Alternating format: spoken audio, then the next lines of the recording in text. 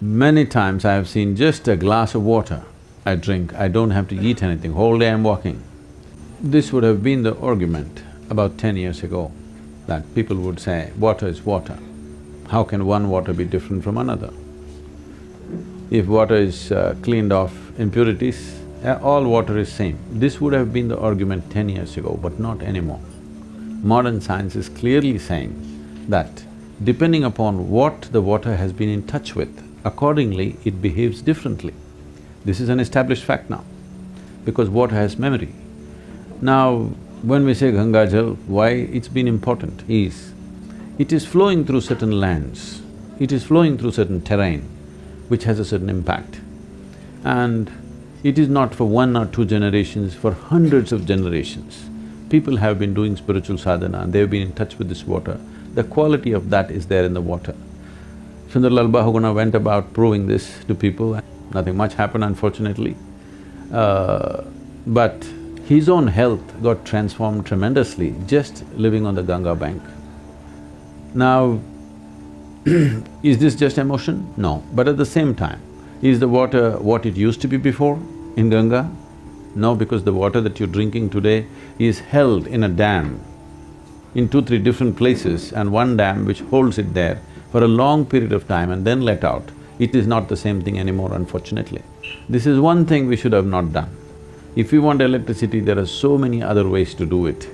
This is one thing we should have not done because Ganga had a special quality. Now we put a dam across this in Himalayas, which is absolutely unnecessary, just for a little bit of electricity. Anyway, the amount of sediment that comes in Himalayas, all these dams will be filled with sediment in no time, believe me. In another 25 years, these dams will be useless unless some major dredging activity has to happen. And where will you put that? There'll be… none of the dams we have been able to dredge successfully. Dams across Mahanadi, Hirakud, everything is totally loaded up, it's useless and now, simply because the amount of sediment. The amount of sediment that is coming in the Himalayan region is probably 25 times to 50 times higher than in a normal river, simply because of the terrain and the nature of the terrain. So, I think it was a sacrilege that we put a dam on Ganga for electricity. We could have generated it in so many different ways. Well, it is the necessity of the people on the plains we do it, but that one river, which is the consciousness of this country, we could have left it alone, but most of the water that's coming in Ganga river today flows through tunnels, it's going through turbines and then coming. So I cannot assure you that it's the same quality now, but still, whether you believe or you don't believe, if you touch the water, you will see it's very different. Because I've trekked in Himalayas for 27 years, continuously 27 years, I trekked, every year I went back. Many times I have seen just a glass of water I drink, I don't have to eat anything, whole day I'm walking.